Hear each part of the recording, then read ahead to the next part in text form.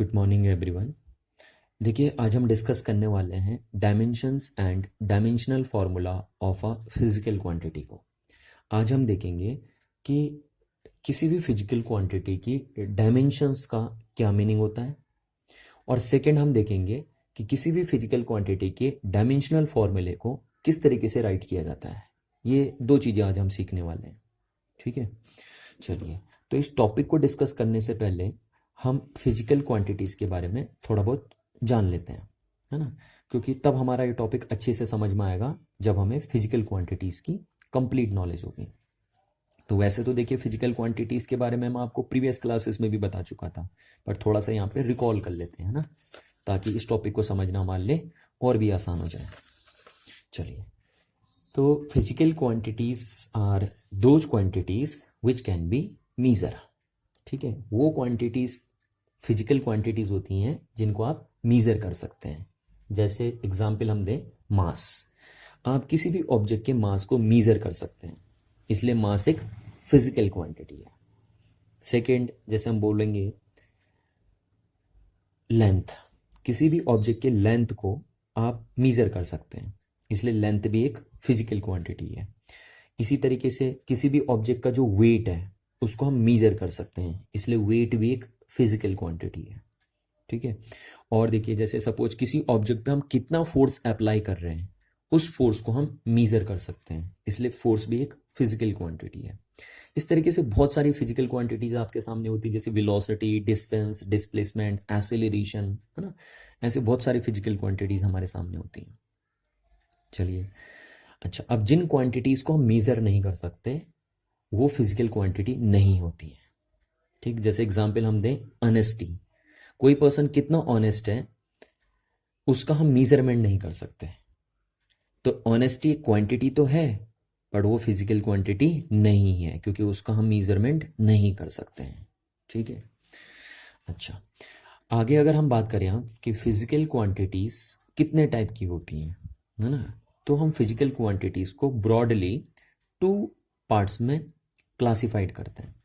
First होती है हमारी फंडामेंटल फिजिकल क्वांटिटीज, जिनको हम बेस क्वांटिटीज के नेम से भी कॉल करते हैं, और सेकंड होती है हमारी ड्राइव्ड फिजिकल क्वांटिटीज। ठीक है, तो ये 2 टाइप की फिजिकल क्वांटिटीज होती हैं। अच्छा, अब फंडामेंटल फिजिकल क्वांटिटीज क्या है, देखिए। तो फंडामेंटल फिजिकल क्वांटिटीज वो क्वांटिटीज होती हैं जो खुद से डिफाइंड होती हैं। ठीक है, इन क्वांटिटीज को डिफाइन करने के लिए किसी अदर फिजिकल क्वांटिटीज की रिक्वायरमेंट नहीं होती है। तो ध्यान रखिए इस बात का कि जो भी क्वांटिटी खुद से डिफाइंड होती है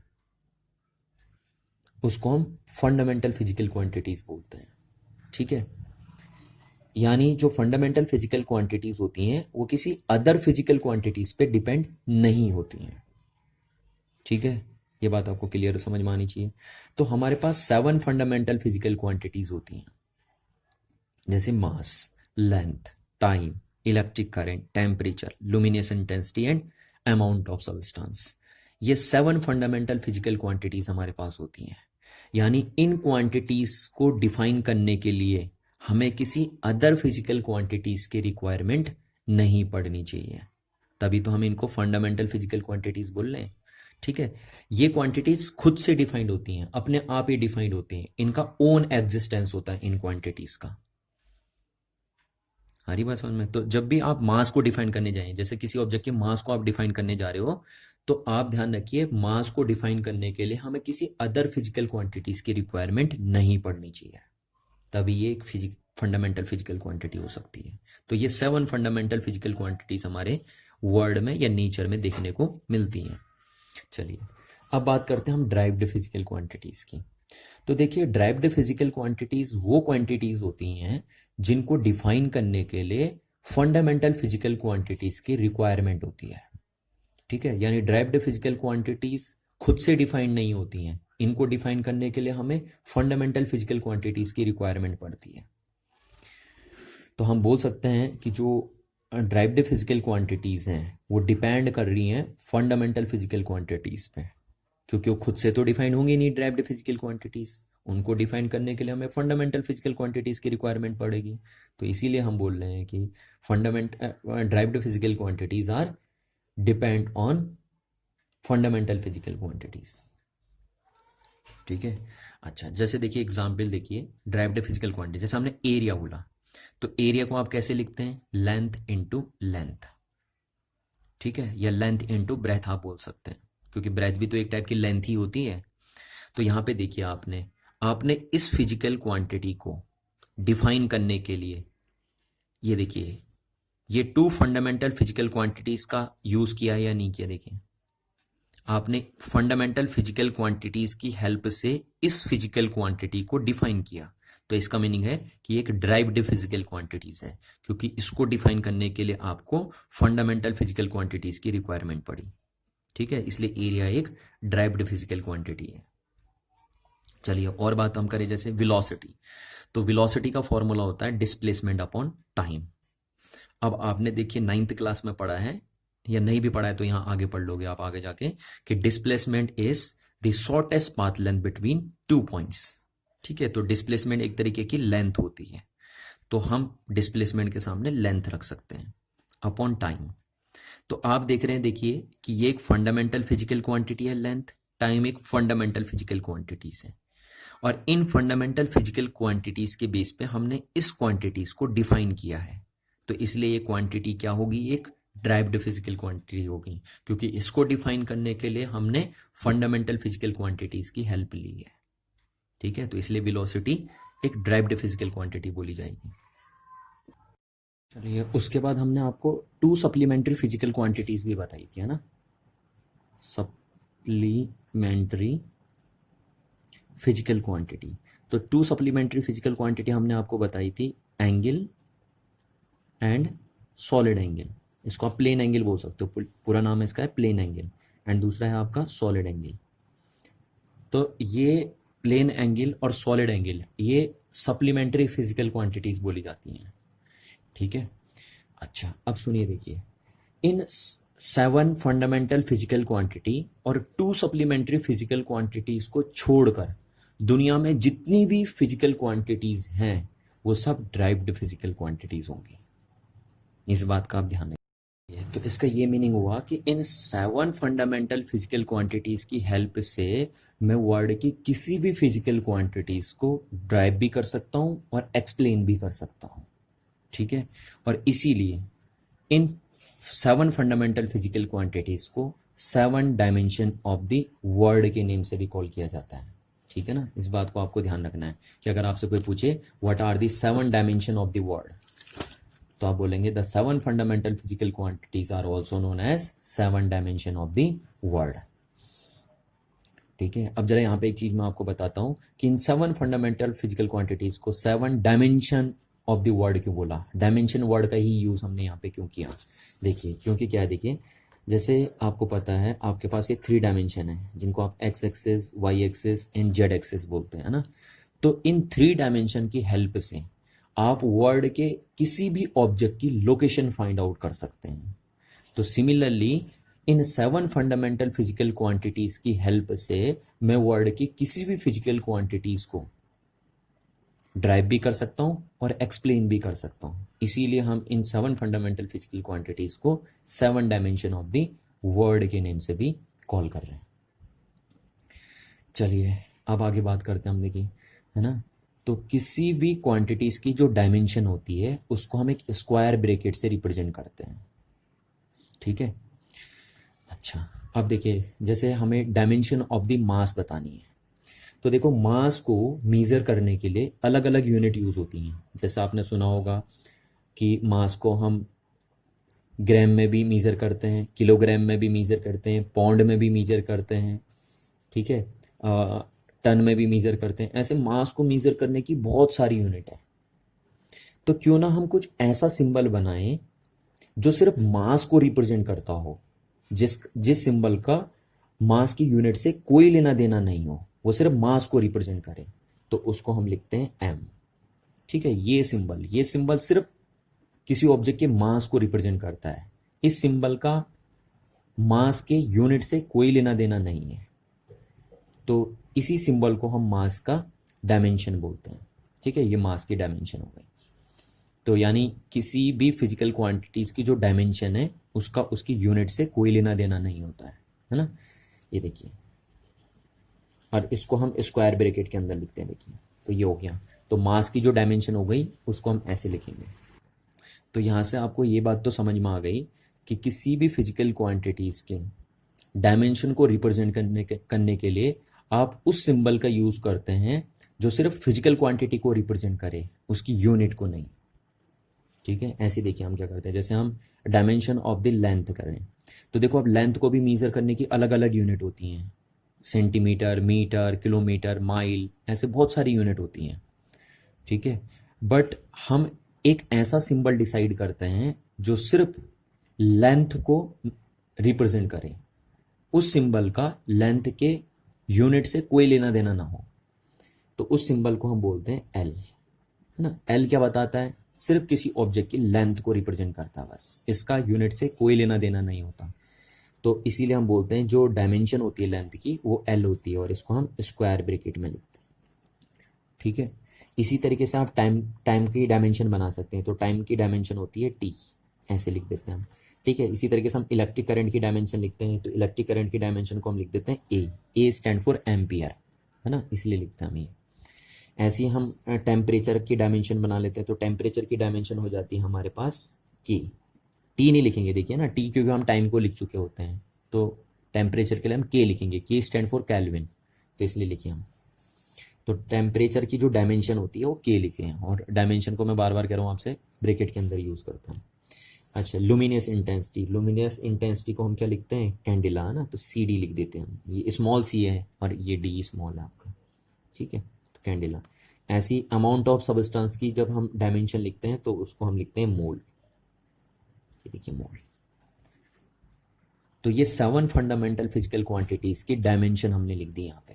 ठीक है, और इन्हीं डायमेंशन की हेल्प से हम वर्ल्ड की सारी फिजिकल क्वांटिटीज को एक्सप्लेन भी करेंगे और ड्राइव भी करेंगे। इस बात को आपको दिमाग में बैठा के रखना है बिल्कुल अच्छे ढंग से कि इन 7 डायमेंशन की हेल्प से, ये जो 7 डायमेंशन आपके पास बनी, इन 7 डायमेंशन की हेल्प से ही आप पूरे वर्ल्ड की जितनी भी फिजिकल क्वांटिटीज हैं उनको एक्सप्रेस कर पाएंगे। चलिए अब हम डिस्कस करते हैं dimensions of a physical quantity को। यहाँ पे हम ये पता करेंगे कि किसी भी फिजिकल क्वांटिटी की डायमेंशंस का मीनिंग क्या होता है। ठीक है, अच्छा, पहली बात आपको दिमाग में बैठा के रखनी है कि अगर आपको किसी भी फिजिकल क्वांटिटी की डायमेंशंस फाइंड करनी है तो उसके लिए ये जरूरी है कि पहले आप उस फिजिकल क्वांटिटीज को बेस क्वांटिटीज के टर्म्स में एक्सप्रेस करिए, क्योंकि जब तक आप किसी फिजिकल क्वांटिटीज को बेस क्वांटिटीज के टर्म्स में एक्सप्रेस नहीं कर पाएंगे तब तक आप उस फिजिकल क्वांटिटी की डायमेंशन फाइंड आउट नहीं कर सकते। ठीक है, तो इस बात को दिमाग में बैठा के रखना। अच्छा, इसकी डेफिनेशन या इसको डिफाइन करने से पहले मैं आपको एग्जाम्पल देता हूं और एग्जाम्पल के थ्रू आपको समझाता हूं कि dimensions of a physical quantity क्या होती है। ठीक है, जब आप एग्जाम्पल से समझ जाएंगे तो आप डेफिनेशन खुद लिख देंगे। देखिए, चलिए एग्जाम्पल से समझते हैं। पहला एग्जाम्पल मैं देता हूं आपको, जैसे मैंने लिख दिया एरिया। ठीक है, अब एरिया एक फिजिकल क्वांटिटी है या आप इसको ड्राइव्ड फिजिकल क्वांटिटी भी बोल सकते हैं। ठीक है, तो एरिया को आप कैसे लिखते हैं, लेंथ इनटू ब्रेथ। ठीक है, ये लिख दिया हमने, लेंथ इनटू ब्रेथ। अच्छा, ब्रेथ भी तो एक टाइप की लेंथ ही होती है ना, तो हम इसको ऐसे लिख सकते हैं, देखिए लेंथ इनटू लेंथ।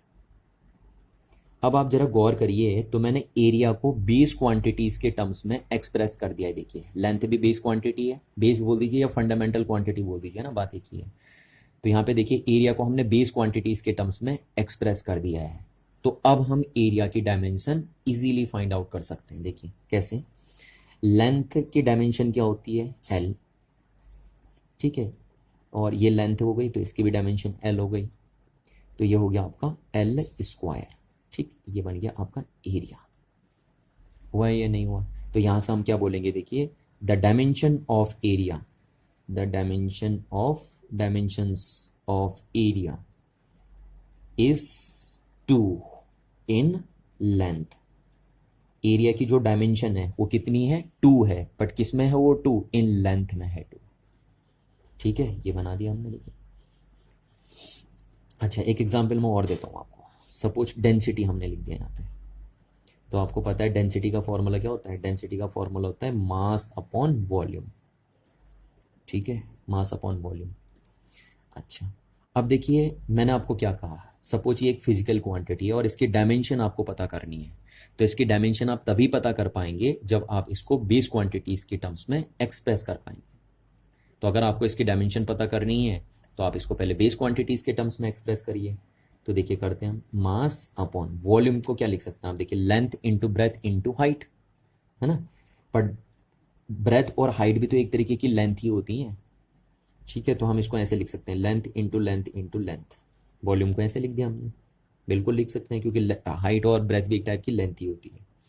तो देखिए अब जो मास है उसकी डायमेंशन क्या है, m है या नहीं है। लेंथ की जो डायमेंशन है वो है l, इस लेंथ की भी हो जाएगी l और इस लेंथ की भी हो जाएगी आपकी l। तो आप देख रहे हैं कि देखिए आपने यहाँ पे क्या किया, इस फिजिकल क्वांटिटी को बेस क्वांटिटीज के टर्म्स में एक्सप्रेस कर दिया है। तो अब इसकी डायमेंशन बताना बिल्कुल आसान हुआ। और कैसे, देखिए m l की पावर 3 और ऊपर जाएगी तो l की पावर हो जाएगी -3। अब यहाँ कुछ नहीं तो यहाँ हम 1 लिख सकते हैं, ठीक है। तो ये हो गया आपका डेंसिटी,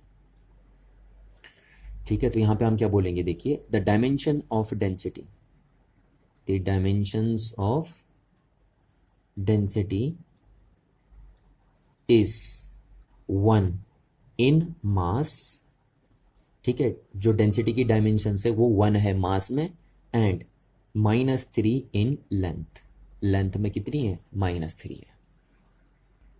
तो यहां से देखिए आपको एक चीज क्लियर दिख रही है कि जो डायमेंशन है वो एक तरीके की पावर्स हैं। देखिए ये है ही तो सही, देखिए यहाँ पे भी डायमेंशन क्या है, एक पावर ही तो है डायमेंशन एक। तो डायमेंशन एक तरीके की पावर है, और ये पावर कहाँ है, देखिए बेस क्वांटिटीज के ऊपर है ना। बेस क्वांटिटीज में रेज करी जा रही है पावर। तो ध्यान रखना आपको, डायमेंशन एक तरीके की पावर होती है जो बेस क्वांटिटीज के ऊपर लगाई जाती हैं, ठीक है। तो अब देखिए अगर हम कंप्लीट बोलें तो यहां से आपको क्लियरली बात समझ में आ रही है कि किसी भी फिजिकल क्वांटिटीज को रिप्रेजेंट करने के लिए हम जो पावर बेस क्वांटिटीज के ऊपर रेज करते हैं उसी पावर को हम उस फिजिकल क्वांटिटी की डायमेंशन बोलते हैं,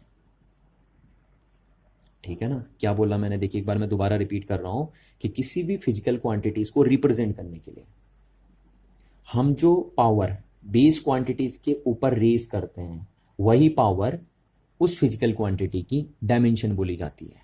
जैसे यहां पे देखिए इस फिजिकल क्वांटिटी को रिप्रेजेंट करने के लिए हमने जो पावर बेस क्वांटिटीज के ऊपर रेज की हैं उन्हीं पावर्स को हम उस फिजिकल क्वांटिटी की डायमेंशन बोलेंगे। तो यहां से हम डेफिनेशन लिख सकते हैं, आप देखिए कि dimensions of a physical quantity are the powers. ये पावर्स ही तो हैं, देखिए पावर्स जिनको आप कहाँ रेज कर रहे हैं, बेस क्वांटिटी के ऊपर रेज कर रहे हैं, to which the fundamental quantities, या बेस क्वांटिटी बोल दीजिए, to which the fundamental quantities must be raised to represent that quantity, that physical quantity या that quantity completely, ठीक है। ये बन गई आपकी डेफिनेशन, ठीक है। तो आई होप आपको इतनी बात समझ में आ गई होगी, ठीक है, कि किसी भी फिजिकल क्वांटिटी की डायमेंशन क्या चीज होती है। अच्छा अब हम बात करते हैं डायमेंशनल फॉर्मूले की, ठीक है। तो हम बात कर रहे हैं अब डायमेंशनल फॉर्मूला, ठीक है, इसकी बात कर रहे हैं हम। देखिए तो देखिए डायमेंशनल फॉर्मूला एक ऐसा एक्सप्रेशन है जो किसी फिजिकल क्वांटिटी की डायमेंशंस को रिप्रेजेंट करता है, ठीक है। क्या बोला मैंने, डायमेंशनल फॉर्मूला क्या है, it is the expression which represent the dimension of a physical quantity, dimensions of a physical quantity,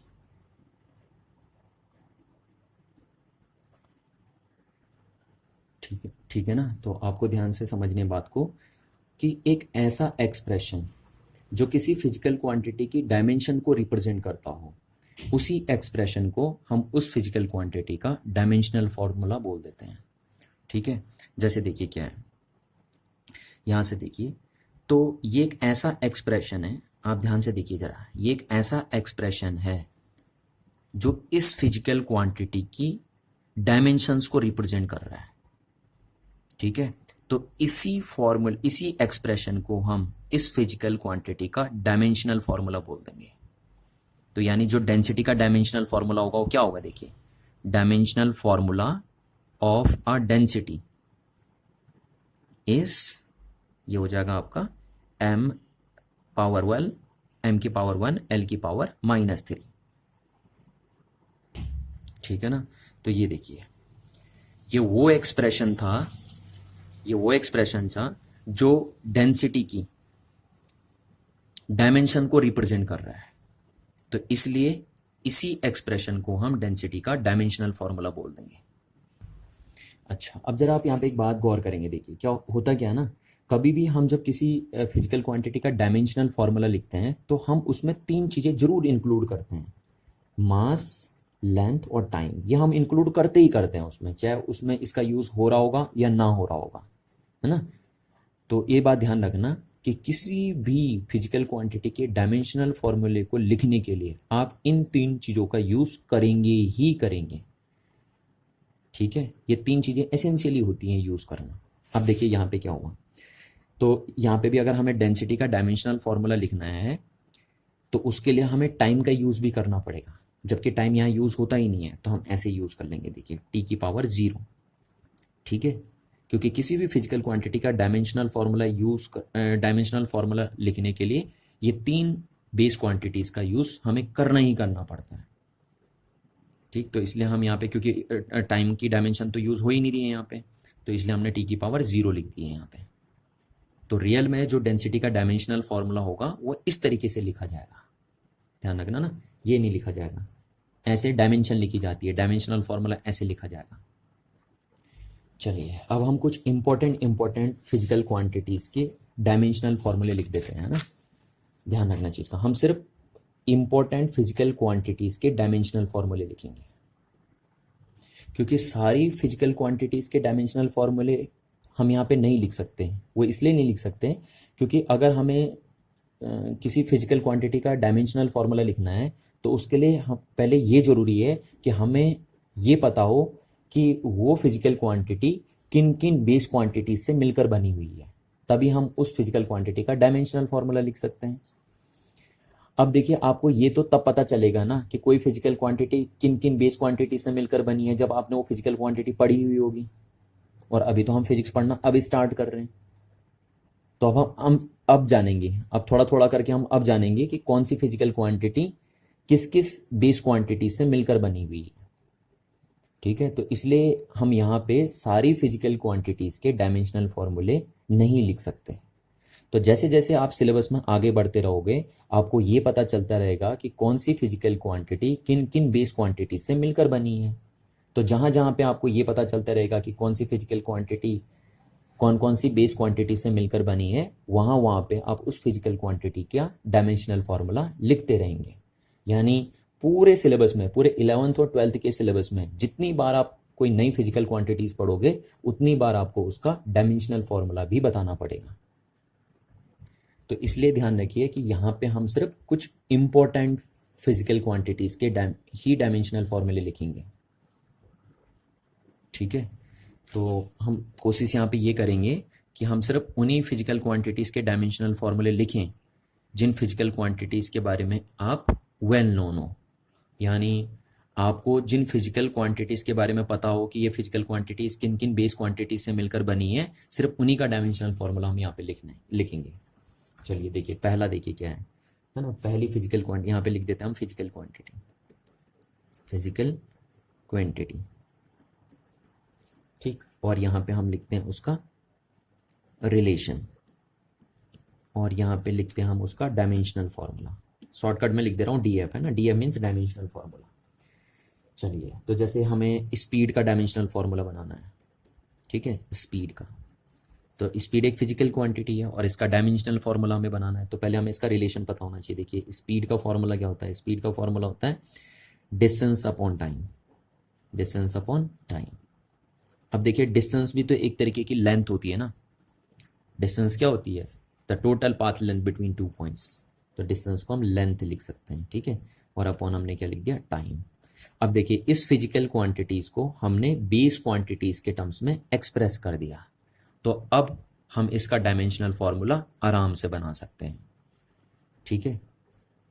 तो देखिए क्या हो जाएगा डायमेंशनल फॉर्मूला, लेंथ का डायमेंशनल फॉर्मूला कितना हो जाएगा, एल हो जाएगा, नहीं हो जाएगा, एल, और एल की पावर कितनी, 1। और टाइम का डायमेंशनल फॉर्मूला क्या हो जाएगा, टी, पर टी नीचे आएगा, अब वो ऊपर जाएगा तो उसको हम -1 लिख देंगे, ठीक है ना, नीचे नहीं रहने देते, ऊपर ले जाते हैं, तो यहाँ टी की पावर -1।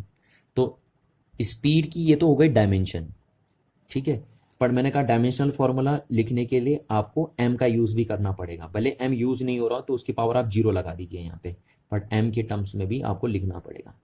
तो ये हो गया, देखिए स्पीड का डायमेंशनल फॉर्मूला ये हो गया, m l, m की पावर 0, l की पावर 1, t की पावर -1, ठीक है। इसी तरीके से ये वेलोसिटी का डायमेंशनल फॉर्मूला भी यही बनेगा, देखिए, ठीक है, क्योंकि वेलोसिटी का फॉर्मूला क्या होता है, वेलोसिटी का फॉर्मूला होता है डिस्प्लेसमेंट अपॉन टाइम, और डिस्प्लेसमेंट क्या होता है आपका, एक तरीके की लेंथ ही तो होती है, डिस्प्लेसमेंट भी तो टाइम, तो वेलोसिटी का डायमेंशनल फॉर्मूला भी यही बनेगा आपका। चलिए अब बात करते हैं हम एसिलेरेशन की, ठीक है। हम सिर्फ कह रहा हूँ उन्हीं फिजिकल क्वांटिटीज के डायमेंशनल फॉर्मूले लिख रहे हैं जिन फिजिकल क्वांटिटीज के बारे में आपको पता है कि ये फिजिकल क्वांटिटीज किन किन बेस क्वांटिटी से मिलकर बनी है। अच्छा, अब आप एसिलेरेशन को क्या लिखते हैं, देखिए, तो एसिलेरेशन का जो फॉर्मूला होता है आपके पास वो होता है change in velocity upon time, change in velocity upon time, यही तो होता है एसिलेरेशन का फॉर्मूला ना। तो एसिलेरेशन को हम क्या लिख सकते हैं, देखिए, और चेंज इन वेलोसिटी। अब चेंज इन वेलोसिटी का मतलब वेलोसिटी तो है एक तरीके से, भैया चेंज निकालोगे तो वेलोसिटी माइनस वेलोसिटी करोगे, तो जब वेलोसिटी माइनस वेलोसिटी करोगे तो वेलोसिटी तो आएगी आपके पास, अपॉन क्या हो गया, टाइम, ठीक है। अच्छा देखिए, तो क्या अब हम डायमेंशनल फॉर्मूला बना दें एसिलेरेशन का, नहीं, देखिए एसिलेरेशन का डायमेंशनल फॉर्मूला तब तक नहीं बन पाएगा जब तक आप इस एसिलेरेशन को बेस क्वांटिटीज के टर्म्स में एक्सप्रेस ना कर दें, क्योंकि हमने आपको बार बार बता रहे हैं कि किसी भी फिजिकल क्वांटिटी का डायमेंशनल फॉर्मूला लिखने के लिए या डायमेंशंस पता करने के लिए हमें पहले उसको बेस क्वांटिटीज के टर्म्स में एक्सप्रेस करना पड़ता है। तो अब हम इसको पहले बेस क्वांटिटीज में ले जाएंगे। देखिए अब वेलोसिटी क्या चीज होती है, देखिए वेलोसिटी को हम क्या लिख सकते हैं, डिस्प्लेसमेंट अपॉन टाइम, और इनटू क्या हो गया आपका टाइम, ठीक है। अब डिस्प्लेसमेंट को हम क्या लिख सकते हैं, देखिए डिस्प्लेसमेंट को हम लिख सकते हैं लेंथ अपॉन ये क्या हो गया आपका टाइम, और इनटू टाइम। अब देखिए यहां पे हमने क्या किया कि एसिलेरेशन को सारी बेस क्वांटिटीज के टर्म्स में एक्सप्रेस कर दिया है, देखिए। तो अब हम एसिलेरेशन की डायमेंशंस भी बता सकते हैं और अब हम इसका डायमेंशनल फॉर्मूला भी लिख सकते हैं। तो एसिलेरेशन का जो डायमेंशनल फॉर्मूला होगा वो देखिए क्या हो जाएगा, लेंथ, तो लेंथ की कितनी पावर यूज हो रही है, 1 पावर यूज हो रही है। टाइम की कितनी पावर यूज हो रही है, 2, तो 2 पावर नीचे तो ऊपर जाएगी, तो टी की पावर हो जाएगी -2, ठीक है, ये हो गई। पर मैंने आपको कहा सिर्फ इतना नहीं छोड़ना ना, आपको इसमें मास भी यूज करना है ना, एम का, भले एम का यूज नहीं हो रहा है वहां पे, तो आप उसको 0 लिख दीजिए, ये देखिए। तो एसिलेरेशन का जो डायमेंशनल फॉर्मूला होगा वो ये आएगा आपके पास। चलिए अब नेक्स्ट बात करते हैं मोमेंटम की, ठीक है, linear momentum, linear momentum, linear momentum, ठीक है। तो आपने पढ़ा होगा मोमेंटम का फॉर्मूला क्या होता है, कॉमन हम मोमेंटम बोल देते हैं, पूरा नाम होता है उसका लीनियर मोमेंटम, है ना।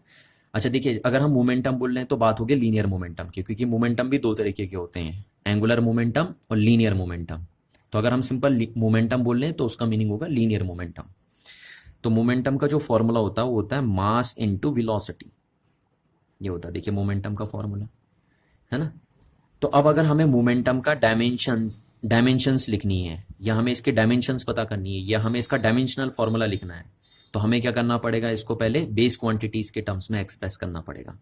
तो देखिए चलते हैं, मास इनटू, अब वेलोसिटी को हम क्या लिख सकते हैं, वेलोसिटी को हम डिस्प्लेसमेंट अपॉन टाइम लिख सकते हैं, ठीक है। और फिर इक्वल्स टू क्या होगा, देखिए मास इनटू डिस्प्लेसमेंट को हम क्या लिख सकते हैं, लेंथ, और अपॉन टाइम। तो ये बन गया हमारे पास, अच्छा, तो अब देखिए क्या होगा, ये बन गया हमारा मोमेंटम। तो यहाँ पे देखिए हमने मोमेंटम को बेस क्वांटिटीज के टर्म्स में एक्सप्रेस कर दिया, ये सारी बेस क्वांटिटीज हैं हमारी। ठीक है, तो अब हम इसकी डायमेंशंस भी पता कर सकते हैं और हम इसका डायमेंशनल फॉर्मूला भी लिख सकते हैं। देखिए कैसे, मास की कितनी पावर यूज हो रही है इसमें, 1 हो रही है, नहीं हो रही है। लेंथ की कितनी हो रही है, 1। और टाइम की कितनी हो रही है, 1। पर नीचे है तो वो ऊपर जाएगा तो पावर हो जाएगी -1। हो जाएगी, नहीं हो जाएगी। तो लीनियर मोमेंटम का जो डायमेंशनल फॉर्मूला है वो ये होगा, m की पावर 1, l की पावर 1, t की पावर -1। ठीक, और आप चाहो तो शॉर्टकट भी लिख सकते थे। देखिए आपको मास का डायमेंशनल फॉर्मूला पता है ना, m, और वेलोसिटी का डायमेंशनल फॉर्मूला देखिए अभी अभी आपने लिखा था, कितना है, l की पावर 1, t की पावर -1। तो आप डायरेक्ट भी लिख सकते थे। देखिए आप इन दोनों को कंबाइन करेंगे तो ये बन गया आपका m, l की पावर 1, t की पावर -1। आप डायरेक्ट भी लिख सकते हैं ना। चलिए, क्योंकि अभी शुरुआत है तो मैं आपको बिल्कुल लॉन्ग मेथड से बता रहा हूँ, अदरवाइज हम इसको शॉर्ट भी कर सकते हैं आगे से। चलिए, अच्छा, जिन फिजिकल क्वांटिटीज के डायमेंशनल फॉर्मूले में लिख रहा हूँ ये बिल्कुल आपको याद होने चाहिए। देखिए ये बहुत इंपॉर्टेंट है, आपके काम आएंगे, है ना। जिन जिन के मैं लिख रहा हूँ, मैं सबके तो वैसे भी नहीं लिख रहा हूँ यहाँ पे, सिर्फ इंपॉर्टेंट वाले लिख रहा हूँ। जिनके फॉर्मूले आपको पता है, सिर्फ उन्हीं फिजिकल क्वांटिटी के डायमेंशनल फॉर्मूले में यहाँ पे लिख रहा हूँ। तो आपको ध्यान रखना है कि ये बिल्कुल आपको याद होनी चाहिए, काम आएंगे आपके बहुत ज़्यादा। चलिए अब हम बात करते हैं नेक्स्ट, फोर्थ, है ना। फोर्थ हम बात करते हैं फोर्स की। ये देखिए बड़े फेमस फेमस हैं ये, है ना। स्पीड, एसिलेरेशन, लीनियर मोमेंटम, फोर्स, ये बड़ी फेमस फिजिकल क्वांटिटीज़ हैं। इसीलिए हम सिर्फ इन्हीं का क्या लिख रहे हैं, डायमेंशनल फॉर्मूला लिख रहे हैं। अच्छा, अब फोर्स का पहले आपको फॉर्मूला पता होना चाहिए। ठीक है, फोर्स का फॉर्मूला पता होने का मतलब है कि आपको पता होना चाहिए कि फोर्स किन किन फंडामेंटल फिजिकल क्वांटिटीज के कॉम्बिनेशन से बना है, क्योंकि तभी हम फोर्स का डायमेंशनल फॉर्मूला लिख पाएंगे। चलिए, तो फोर्स क्या होता है हमें पता है, तुमने न्यूटन सेकेंड लॉ में पढ़ा है, फोर्स को मास इनटू एक्सीलरेशन लिख सकते हैं। ठीक है, क्या लिख सकते हैं, फोर्स को मास इनटू एक्सीलरेशन। अच्छा, अब देखिए मैं चाहूँ तो शॉर्टकट भी कर सकता हूँ, चाहूँ तो लॉन्ग भी कर सकता हूँ। पहले मैं लॉन्ग से कर रहा हूँ, देखिए इस चीज़ को, है ना। तो अगर हमें फोर्स का डायमेंशनल फॉर्मूला लिखना है तो उसके लिए हमें क्या करना पड़ेगा, पहले फोर्स को फंडामेंटल फिजिकल क्वांटिटीज के टर्म्स में एक्सप्रेस करना पड़ेगा। चलिए तो करते हैं। देखिए ये तो फंडामेंटल फिजिकल क्वांटिटी है। एसिलेरेशन को हम क्या लिखते हैं, change in velocity, change in velocity upon time लिखते हैं। अब देखिए चेंज इन वेलोसिटी का मीनिंग वेलोसिटी तो हो गया आपका, तो mass into velocity upon time, यानी ये हो गया आपका वेलोसिटी अपॉन टाइम। ठीक हो गया। अच्छा देखिए, अब मास इनटू वेलोसिटी को हम क्या लिख सकते हैं, डिस्प्लेसमेंट लिख सकते हैं, डिस्प्लेसमेंट अपॉन टाइम। वेलोसिटी को हम डिस्प्लेसमेंट अपॉन टाइम लिख देते हैं, और ये इनटू क्या हो गया हमारा, टाइम।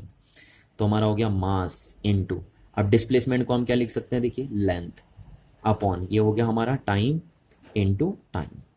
ठीक, तो ये बन गया हमारा फोर्स। देखिए मैं लॉन्ग मेथड से कर रहा हूँ, अभी ध्यान रखना, आपको इतना बड़ा नहीं करना, आप शॉर्टकट भी कर सकते हैं इसको, पर अभी शुरुआत है तो इसलिए मैं लॉन्ग मेथड से कर रहा हूँ। तो अब देखिए आपने क्या किया कि फोर्स को फंडामेंटल क्वांटिटीज के टर्म्स में एक्सप्रेस कर दिया है। देखिए, तो जब आप किसी भी फिजिकल क्वांटिटी को फंडामेंटल फिजिकल क्वांटिटी के टर्म्स में एक्सप्रेस कर देते हैं तो फिर उसका डायमेंशनल फॉर्मूला आप आसानी से लिख देते हैं। अब देखिए कैसे लिखेंगे हम, इसका डायमेंशनल फॉर्मूला क्या हो जाएगा फोर्स का ना, मास, मास का डायमेंशनल फॉर्मूला क्या होता है, m, लेंथ का क्या हो जाएगा, l, है ना, और t, टाइम दो बार यूज हो रहा है पर नीचे है तो ऊपर जाएगा तो t की पावर -2। ये हो गया। अब देखो आप इसको शॉर्टकट भी कर सकते थे, आप सीधे यहीं से कर सकते थे। देखिए आपको मास का डायमेंशनल फॉर्मूला पता है कितना होता है, m।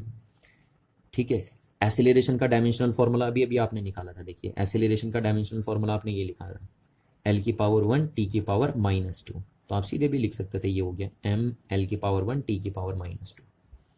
ठीक है, तो ये तो शॉर्टकट है। अब मैं बार बार इतना लंबा नहीं करूंगा, अब मैं शॉर्टकट ही लिखूंगा ऐसे, इस तरीके से। ठीक है ना, तो ये आपको याद रखना है। देखिए बहुत इंपॉर्टेंट है, काम आएगा आपको। अगर मैं आइंदा से आपसे सीधे पूछूं कि फोर्स का डायमेंशनल फॉर्मूला क्या है तो आपको सीधे बोलना है mlt-2। चलिए अब हम बात करते हैं कुछ और फिजिकल क्वांटिटीज़ की। ठीक है, जैसे हम बात कर रहे हैं फिजिकल क्वांटिटीज़, फिजिकल क्वांटिटीज़, यहाँ पे हम लिख रहे हैं रिलेशन। ठीक है, क्योंकि बिना रिलेशन के आप कर ही नहीं सकते हैं। और आप रिलेशन क्या बताता है, रिलेशन ये बताता है कि ये फिजिकल क्वांटिटी किस किस बेस क्वांटिटी से मिलकर बनी है, ठीक है। और यहाँ पे हम लिखेंगे उसका डायमेंशनल फार्मूला। तो अब कितने बना चुके हैं हम यहाँ पे अभी तक? 4 है ना। अब फिफ्थ की बात करेंगे हम। देखिए फिफ्थ फिजिकल क्वांटिटी हमारे पास वर्क, ठीक है। अच्छा, अब वर्क का रिलेशन क्या है? देखिए वर्क इज होता है force into displacement, force into displacement, ये होता है, ठीक। अब मैं लंबे मेथड से निकाल रहा हूँ। हमें पता है कि फोर्स का डायमेंशनल फॉर्मूला क्या होता है, डिस्प्लेसमेंट का डायमेंशनल फॉर्मूला क्या होता है। तो अगर मेरे को इन दोनों का डायमेंशनल फॉर्मूला पता है तो मैं डायरेक्ट वर्क का डायमेंशनल फॉर्मूला लिख सकता हूँ। देखिए, तो फोर्स का डायमेंशनल फॉर्मूला मैंने अभी अभी आपको बताया था, कितना होता है? M L T minus one, T minus two, है ना। ये देखिए, ये लिखा था ना हमने, M L T minus two, तो ये हो गया M L T minus two. ये तो फोर्स का डायमेंशनल फॉर्मूला हमने लिख दिया। और डिस्प्लेसमेंट का डायमेंशनल फॉर्मूला क्या होगा आपका? एल होगा ना। डिस्प्लेसमेंट लेंथ है एक तरीके की, तो डिस्प्लेसमेंट का डायमेंशनल फॉर्मूला सिर्फ क्या हो जाएगा? एल। तो इनको कंबाइन कर दीजिए तो क्या आएगा आपके पास? वर्क का डायमेंशनल फॉर्मूला देखिए क्या हो गया, एम एल टू, ये दो पावर हो जाएंगे ना, एल एल एल, और टी की पावर माइनस टू, ये हो गया हमारे पास, ठीक है। तो वर्क का डायमेंशनल फॉर्मूला हो गया ये। और ये आपको सीधे याद रखना है। मैं इन फ्यूचर आपसे पूछूं कि वर्क का डायमेंशनल फॉर्मूला क्या होगा, तो आप बोलेंगे M L two T minus two, है ना। और एनर्जी का भी डायमेंशनल फॉर्मूला यही होता है जो वर्क का होता है, क्योंकि वर्क और एनर्जी सेम चीज होती है, ठीक है। वो आपने पढ़ा होगा ना 9th क्लास में, the amount of work done is equivalent to the energy. चलिए अब नेक्स्ट हम बात करते हैं पावर की, ठीक है। तो पावर का देखिए, पावर का फॉर्मूला क्या होता है आपको पता है? पावर का फॉर्मूला होता है वर्क अपॉन टाइम, ठीक है। ये बोलते हैं ना, work done on a per unit time is known as power. तो अब देखिए हम डायरेक्ट लिख देंगे यहाँ से ना, हमें वर्क का डायमेंशनल फॉर्मूला पता है, हमें टाइम का डायमेंशनल फॉर्मूला पता है, तो हम सीधे लिख सकते हैं पावर का डायमेंशनल फॉर्मूला। तो देखिए वर्क का डायमेंशनल फॉर्मूला क्या है? M L T minus two, ठीक है। अभी अभी निकाला, देखिए M L two T minus two, work का डायमेंशनल फॉर्मूला ये है। टाइम का डायमेंशनल फॉर्मूला क्या है? टी। तो सीधे सीधे देखिए पावर का डायमेंशनल फॉर्मूला क्या हो जाएगा? एम एल की पावर टू, और टी की पावर देखिए ये पावर माइनस टू है, एक पावर नीचे से आएगी तो कितनी हो जाएगी? टी की पावर माइनस थ्री। चलिए नेक्स्ट बात करते हैं हम, देखिए ग्रेविटेशनल कांस्टेंट की। ग्रेविटेशनल कांस्टेंट, ठीक है। कांस्टेंट जो होते हैं उनके पास भी अपने डायमेंशनल फॉर्मूले होते हैं। देखिए कैसे, ग्रेविटेशनल कांस्टेंट को हम जी लिखते हैं ना, तो आपने पढ़ा होगा, देखिए 9th क्लास में पढ़ा होगा आपने फॉर्मूला, फोर्स ऑफ ग्रेविटेशन, है ना। ये वाला फॉर्मूला आपने, ग्रेविटी का फॉर्मूला आपने पढ़ा होगा, फोर्स ऑफ ग्रेविटेशन का formula F is equal to G M one into M two upon R square. पढ़ा है? नहीं भी पढ़ा है तो मैंने आपको फर्स्ट यूनिट के अंदर ही पढ़ाया था, ठीक। यहाँ पे जो जी होता है उसको हम बोलते हैं ग्रेविटेशनल कांस्टेंट। तो इसका डायमेंशनल फॉर्मूला हमें बनाना है। तो अब देखिए इसको हम क्या करेंगे, पहले जी इज इक्वल टू क्या लिखेंगे? एफ इंटू ये आर स्क्वायर इधर चले जाएगा, हमें जी का बनाना है तो जी को हम अलग करेंगे, ठीक है। जिसका डायमेंशनल फॉर्मूला बनाना है उसको हम अलग कर देंगे। तो ये जी लिख दिया हमने, ये एफ हो गया हमारा, ये आर स्क्वायर इधर चले जाएगा, ठीक। और ये आ जाएगा हमारा नीचे M one into M two, ये बन गया हमारे पास। अच्छा अब देखिए क्या है, इसका डायमेंशनल फॉर्मूला हमें पता है, इसका पता है, इसका पता है, इसका पता है, तो इसका निकल आएगा आराम से, है ना। तो चलिए देखिए अब डायरेक्ट करेंगे हम यहाँ से, है ना। फोर्स का डायमेंशनल फॉर्मूला क्या होता है? M L T minus one. अभी अभी हम आपको बताएं हैं, देखिए यहाँ पे कि फोर्स का डायमेंशनल फॉर्मूला ये होता है, sorry M L T minus two, है ना, बार बार गलत दिखते हैं, M L T minus two, ये होता है फोर्स का डायमेंशनल फॉर्मूला। अच्छा अब आगे देखिए, ये क्या चीज़ है आपको पता है? ये डिस्टेंस है ना, डिस्टेंस बिटवीन टू ऑब्जेक्ट होती है, तो ये डिस्टेंस है। तो डिस्टेंस का डायमेंशनल फॉर्म, डिस्टेंस एक तरीके की लेंथ होती है। क्या होती है डिस्टेंस? एक तरीके की लेंथ। तो लेंथ का डायमेंशनल फॉर्मूला हो जाएगा एल, और उसकी पावर है टू, तो ये लगा दिया हमने, ठीक है। अच्छा ये मास है और ये भी मास है, तो मास की कितनी पावर हो जाएंगी? टू पावर हो जाएंगी, ये हो गया। चलिए अब इसको कंबाइन कर लीजिए तो क्या आएगा, देखिए हमारे पास रिजल्ट यहाँ लिख देंगे हम। एम की पावर वन ऊपर है और टू पावर नीचे है, तो एक पावर से तो एक पावर कट जाएगी, कटेगी, और ये पावर अगर ऊपर जाएगी तो एम की पावर हो जाएगी माइनस वन, ठीक। एल, एल की देखिए टू पावर यहाँ है और थ्री, टू पावर यहाँ है और वन पावर यहाँ है, तो एल की पावर हो जाएगी थ्री, और टी की पावर कितनी हो जाएंगी? माइनस टू, ये बन गया हमारे पास। ठीक है, तो आपको ये ध्यान रखना है चीज़ का। कभी कभी पेपर में पूछ देता आपसे ये चीज़ कि ग्रेविटेशनल कांस्टेंट का डायमेंशनल फार्मूला बताइए, तो आप तभी बता सकते हैं जब आपको फार्मूला पता हो, है ना, रिलेशन पता हो। क्योंकि रिलेशन के थ्रू हम क्या करते हैं, रिलेशन के थ्रू हमें ये पता चलता है कि कोई फिजिकल क्वांटिटी कितनी बेस क्वांटिटीज के कॉम्बिनेशन से बनी है। ठीक है, अच्छा एट्थ, आगे क्या बात करें हम, देखिए एट्थ है ना। जैसे अब मैं पूछ दूं आपसे एंगल, देखिए मैं सिर्फ इंपॉर्टेंट फिजिकल क्वांटिटीज के ही डायमेंशनल फॉर्मूले आपको अभी बता रहा हूँ। ठीक है, सबके हम नहीं बता रहे हैं अभी आपको, क्योंकि सबका तो हम तभी आपको बता सकते हैं जब सारी फिजिकल क्वांटिटीज के रिलेशन आपको पता हो कि कौन सी फिजिकल क्वांटिटी किस किस बेस यूनिट के कॉम्बिनेशन से बनी है।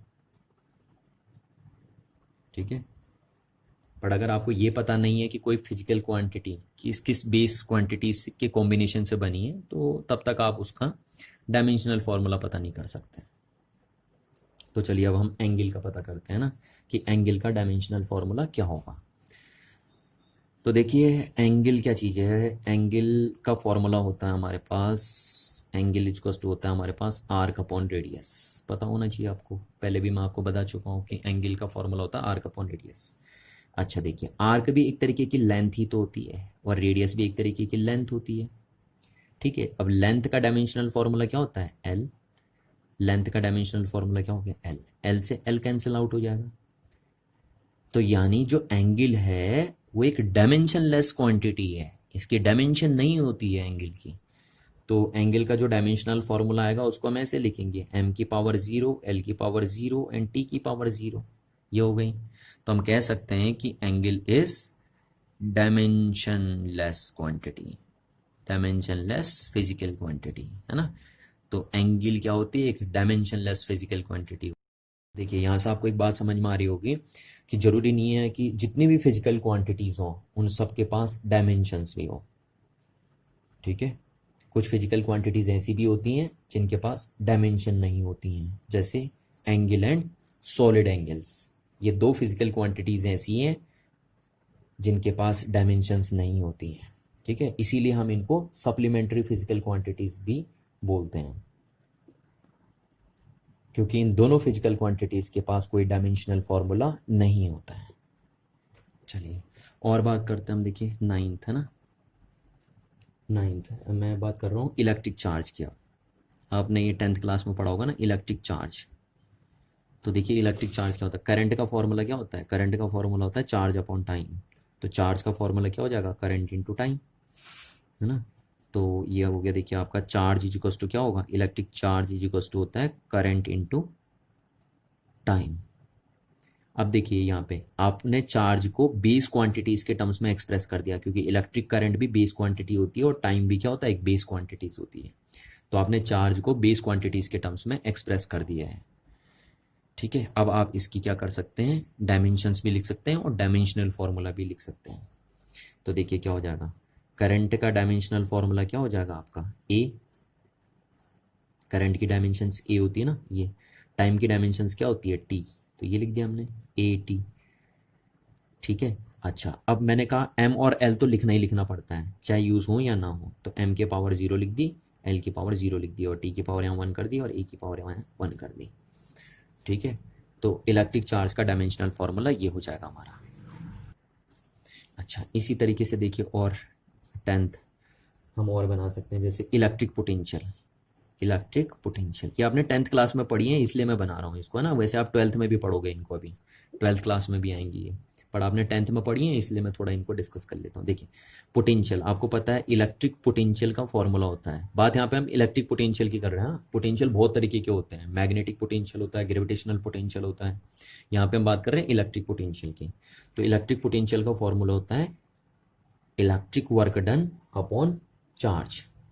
पढ़ा है ना हमने 10th क्लास में, work done on per unit charge is known as electric potential. चलिए तो ये फॉर्मूला है। अच्छा अब देखिए हमें वर्क का डायमेंशनल फॉर्मूला पता है, हमने आपको बताया वर्क का डायमेंशनल फॉर्मूला क्या होता है, ml2t-2।